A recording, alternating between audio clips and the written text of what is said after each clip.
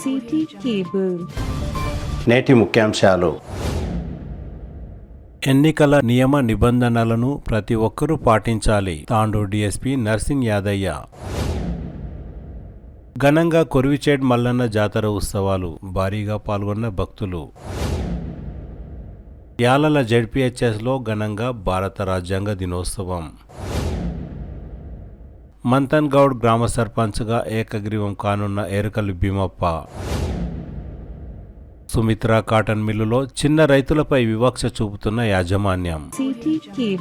City cable వార్తలకు స్వాగతం. వార్తలు చదువుతున్నది మఠం నిరంజన్.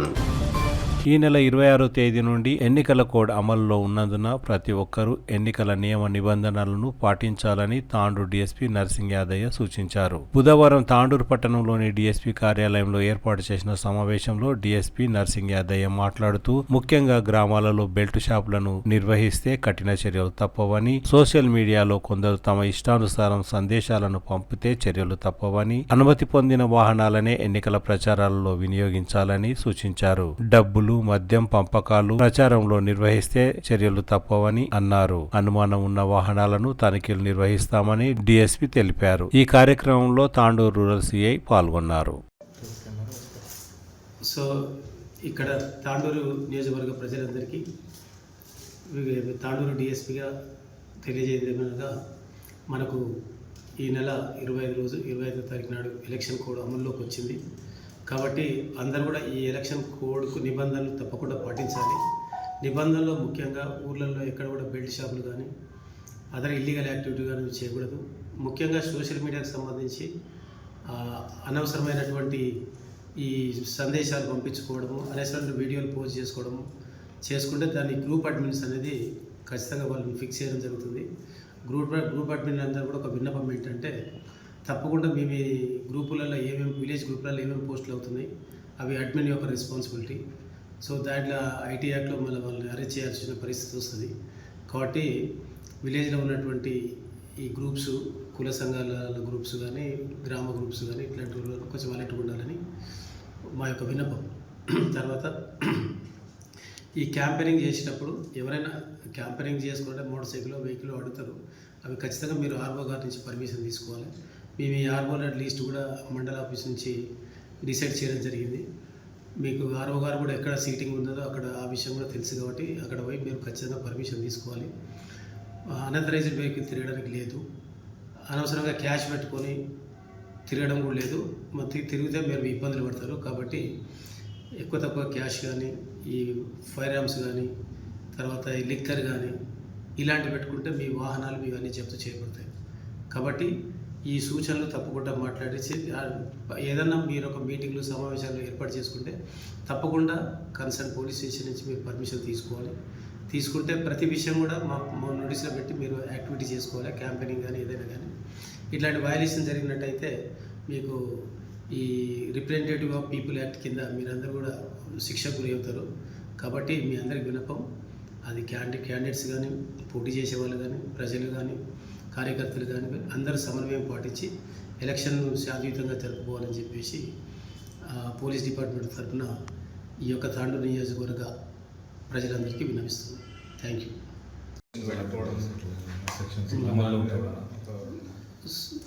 సో ఇట్లా గుంపులుగా తిరగడానికి 144 సెక్షన్ మన ఎంఆర్ఓ గారి నుంచి కన్సర్న్ మండల్ నుంచి డిక్లేర్ చేయడం జరుగుతుంది. కాబట్టి 5కి అంతకంటే ఎక్కువ గుంపు కూడకూడదు. క్యాంపెయిన్ చేసుకున్నప్పుడు, పర్మిషన్ తీసుకున్నప్పుడు అది ఎగ్జంప్షన్ ఉంటుంది. పర్మిషన్ తీసుకుని 50 మంది, 10 మంది ఇట్లా క్యాంపెయిన్ చేసుకుంటూ ఉంటే that is the exemption. So అటువంటివి చేసుకోవచ్చు. ఇట్లాంటి వయలేషన్ చేసినప్పుడు మాత్రం మీకు ఐపీసీలో 171 నుంచి 171H వరకు కొన్ని సెక్షన్లు ఉంటాయి. 127 ఉంటుంది, ఆర్పీ యాక్ట్ ఉంటుంది, సో ఎక్సైజ్ యాక్ట్ ఉంటాయి, ఆర్మ్స్ యాక్ట్ ఉంటుంది. సో రకరకాల చట్టాల కింద కేసులు నమోదు చేయబడుతుంది మీరు చేసిన వయలేషన్ బట్టి. కాబట్టి ఈ యొక్క ఎలక్షన్ అఫెన్స్ అనేది చాలా భయంకరంగా ఉంటుంది. ఇది ఎప్పుడు మీకు చాలా రోజుల వరకు మిమ్మల్ని వేధిస్తుంటుంది. ప్రతి ఎలక్షన్లో వచ్చినా మీకు బైండ్ ఓవర్ చేయడము, మీకు ఇబ్బంది జరుగుతుంది. కాబట్టి ఎలక్షన్ అఫెన్స్ వల్ల ఎవరు ఇన్వాల్వ్ అవ్వద్దని చెప్పి మేము నియోజకవర్గ ప్రజలు కోరుకుంటున్నాం.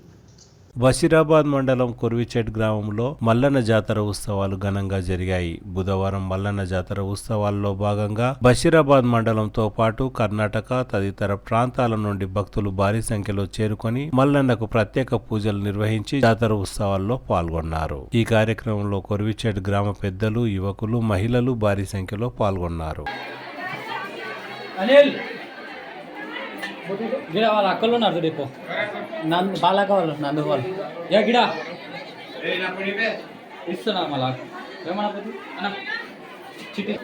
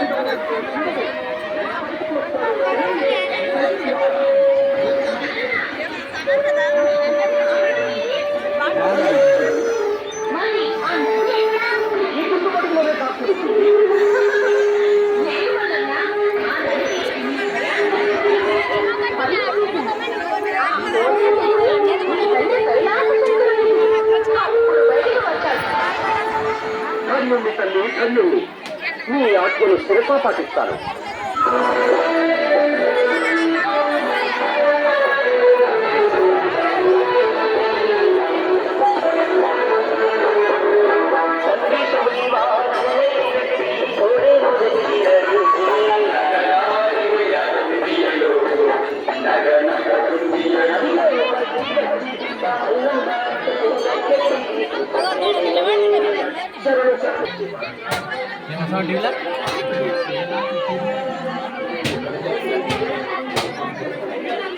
ఇచ్చినావా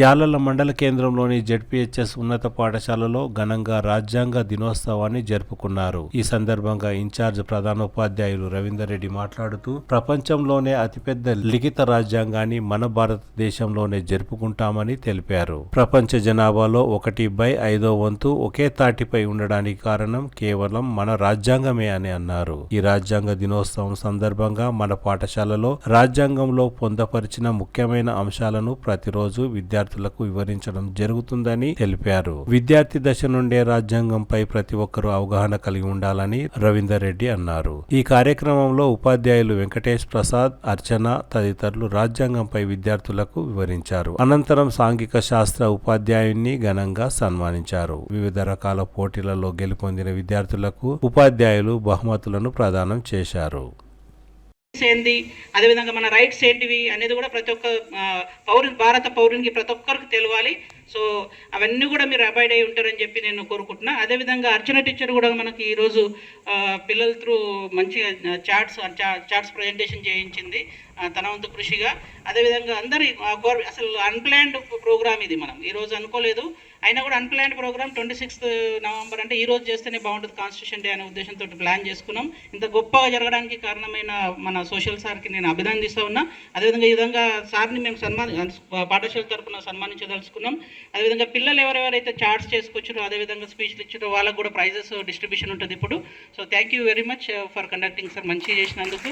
సో మీకు కూడా అందరికీ కూడా ఇంత నిశ్చితంగా మంచిగా కూర్చొని ప్రోగ్రామ్ సక్సెస్ చేసినందుకు ధన్యవాదాలు. Thank you.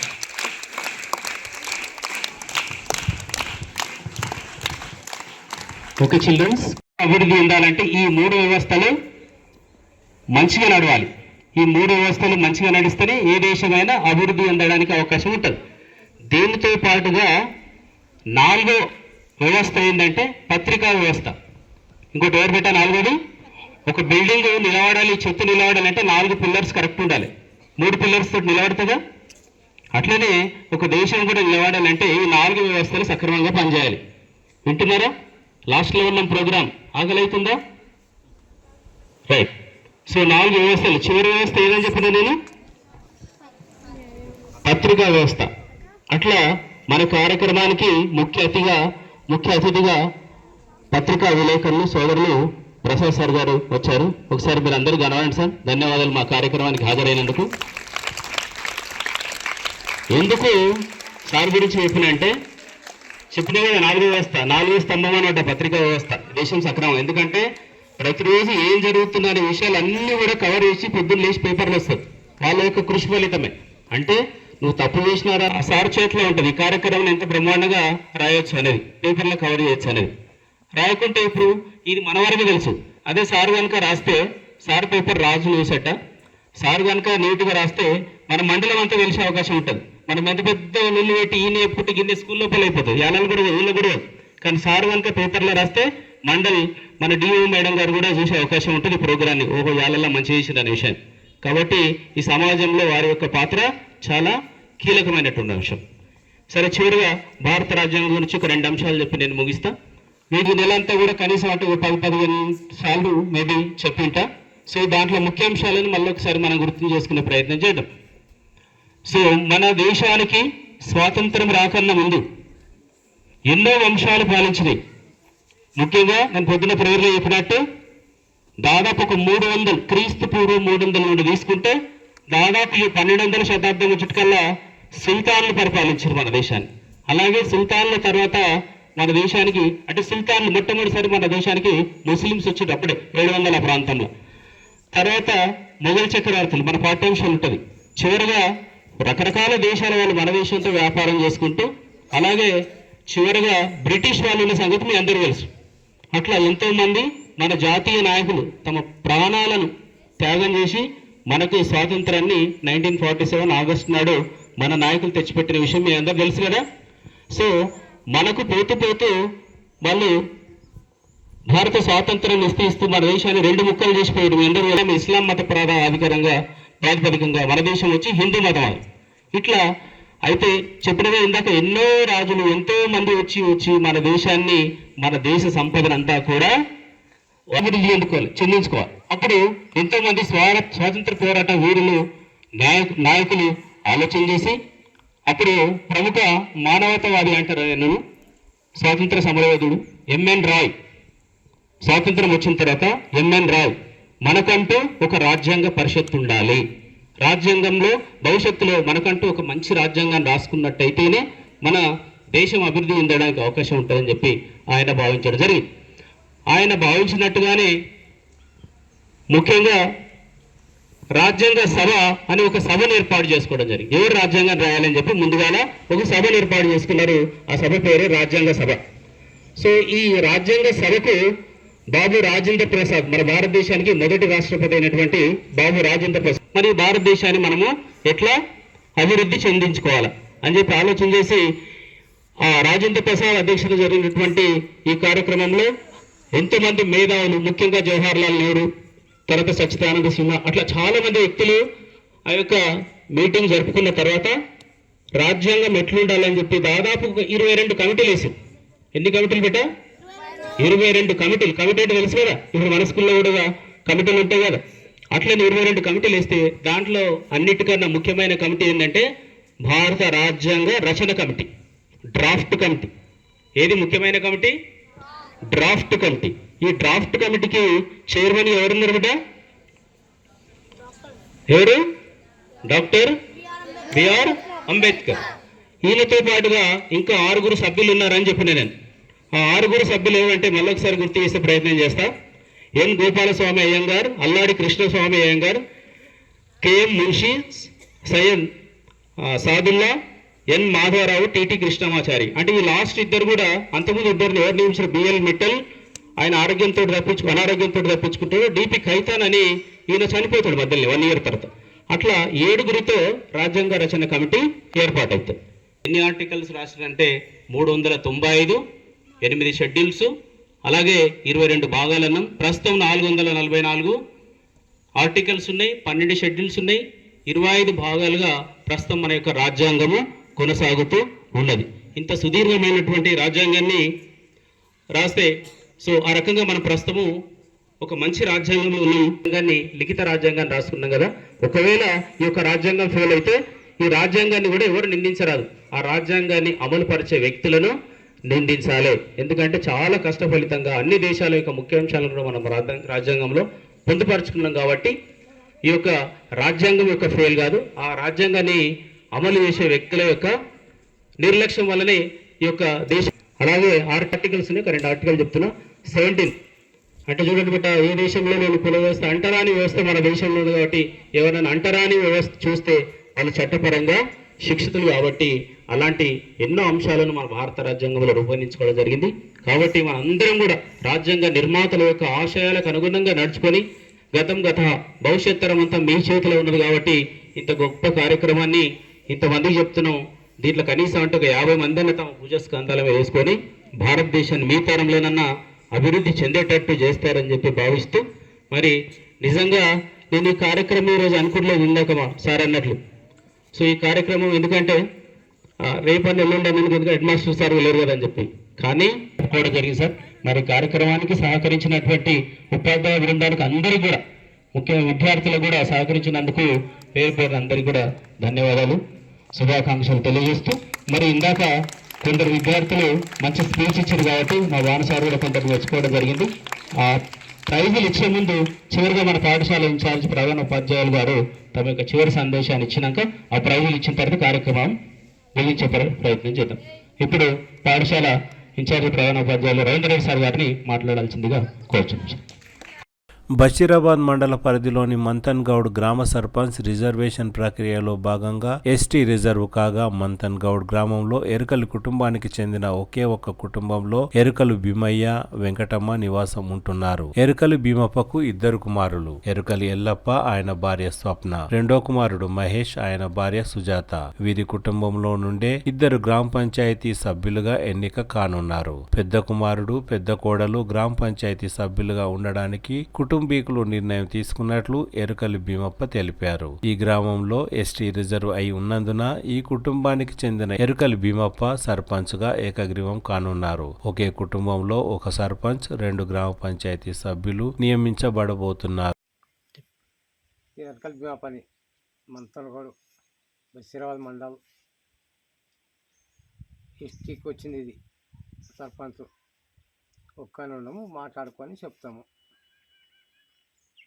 ఎంతమంది పిల్లల్ని? ఇద్దరు కొడుకులు, ఒక బిడ్డ. పెళ్ళి అయింది. ఎవరు పిల్లలు అయినరు, ఎవరు వాళ్ళ ఉండరు. నేను ఒక్కనే ఉన్నా, డిస్టిక్ వచ్చింది. నువ్వేమనుకుంటున్నావు దాదా? ఇప్పుడు నీకు ఒక్కనికి వచ్చింది కదా, నీకు ఎట్లా అనిపిస్తున్నది? మాట్లాడుకొని చెప్తాం. పెద్దలకి ఊళ్ళో గ్రామం ఉన్నది కదా, అడగాలి వాళ్ళ కాడికి మాట్లాడుకొని ఓకే చేసుకుంటాం. మేము ఏనే ఉండము, ఇక్కడనే. 20 ఏళ్ళు అవుతుందా? పిల్లల పెళ్ళిళ్ళు అయిపోయినాయి, అంతా పెళ్ళిళ్ళు అయిపోయినాయి, మొత్తం ఇక్కడనే అవుతున్నాం మాకు సత్తంతా.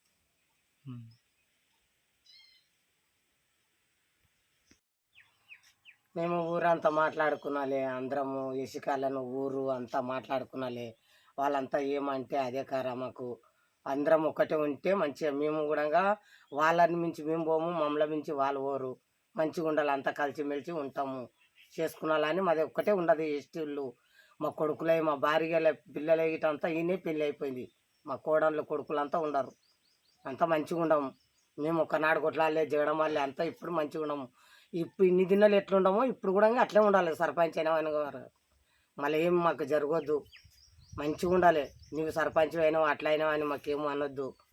అందరం మంచిగా ఉండాలి, గ్రామంలో అందరం ఊరు కేసికాలను ఇట్లా అంతా మంచిగా ఉండాలి, అంతా మంచిగా జరగాలి. వాళ్ళు మమ్మల్ని చేస్తున్నారు, మేము మాకు వచ్చింది మీనికెళ్ళి అందరం మంచిగా ఉండాలి. మీరు ముందర ఉంటే మేము వెంట వస్తాము, పనులు కూడా చెప్పమంటే చేపిస్తాము. మాకైతే ఏం తెలియదు, అంతే. ఇక ఒక్కరికి వచ్చింది, ఇక పెద్ద మనుషులు ఏమంటే అదే కారా అని మేము అట్లా అనుకుంటున్నాము. మీదికెళ్ళి వచ్చిన దానికి మనం ఏం చేయలేము. మనం ఊకొని గ్రామంలో ఊకొని మాట్లాడుకుంటే మనం ఓకే, మేము లేకైతే చేపిస్తాం. పనులు కూడా చెప్పమంటే చేపిస్తాం. ఉన్న పైసలు కూడా అక్కడ పెడతాం. ఏ రోడ్ అన్నా ఆ రోడ్ 10 మంది ఊకొని మాట్లాడుకుంటాం.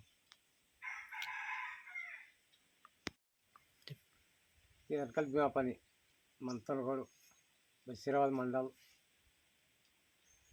డిస్టిక్ వచ్చింది. ఇది సర్పంచ్ ఒక్కనే ఉన్నాము, మాట్లాడుకొని చెప్తాము. ఎంతమంది పిల్లల్ని? ఇద్దరు కొడుకులు, ఒక బిడ్డ. పెళ్ళి అయింది. ఎవరు పిల్లలు అయినరు, ఎవరు వాళ్ళ ఉండరు. నేను ఒక్కనే ఉన్నా, డిస్టిక్ వచ్చింది. నువ్వేమనుకుంటున్నావు దాదా? ఇప్పుడు నీకు ఒక్కనికి వచ్చింది కదా, నీకు ఎట్లా అనిపిస్తున్నది? మాట్లాడుకొని చెప్తాం. పెద్దలకి ఊళ్ళో గ్రామం ఉన్నది కదా, అడగాలి వాళ్ళ కాడికి మాట్లాడుకొని ఓకే చేసుకుంటాం. మేము ఏనే ఉండము, ఇక్కడనే. 20 ఏళ్ళు అవుతుందా? పిల్లల పెళ్ళిళ్ళు అయిపోయినాయి, అంతా పెళ్ళిళ్ళు అయిపోయినాయి, మొత్తం ఇక్కడనే అవుతున్నాం మాకు సత్తంతా.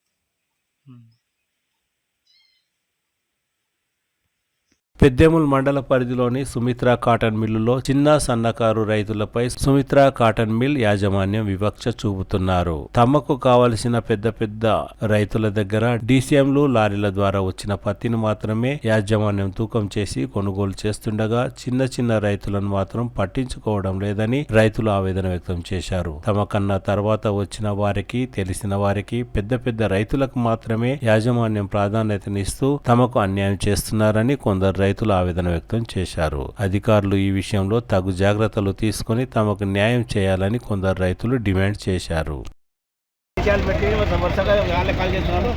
చిన్న చిన్న బండ్లు కాల్ చేయమంటే వాళ్ళు ఇది లేదు, బుక్ లేదు, నంబర్ లేదు అంటున్నారు.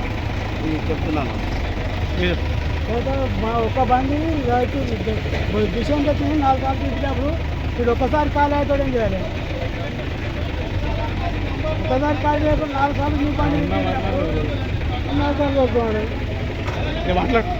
దగ్గర దగ్గర ఒక 20-30 బులోరాలు మొత్తం అశోకులు చిన్న బండ్లు అన్నీ చిన్న సన్నకారు రైతులు 3 క్వింటాలు 4 క్వింటాల వరకు బండ్లలో ఉన్నాయి. అన్నీ అట్లనే ఉన్నాయి.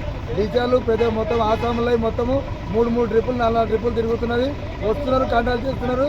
టోకన్ సిస్టమ్ పెట్టి గిట్ట చూపించిన గిట్ట 2 గంటలన్నర ఆల్రెడీ 2 గంటలన్నర అయింది. ఆయనే బండ్లు ఆపుకొని కూర్చున్నారు, వస్తున్నారు, మళ్ళీ రౌండ్లో తిరుగుతున్నారు. బండ్లను ఆపి కూర్చుని పెట్టిండ్రు. ఇదేంటి అంటే రేపటి గేటు బయట బండ్లను ఆపుతాము, వచ్చిన 2 బండ్లు 3 బండ్లు తీసుకుంటాం అనే ముచ్చట మాట్లాడుతున్నారు. దాని మీద ఏమైనా చర్యలు తీసుకునే ఆలోచిస్తున్నాం.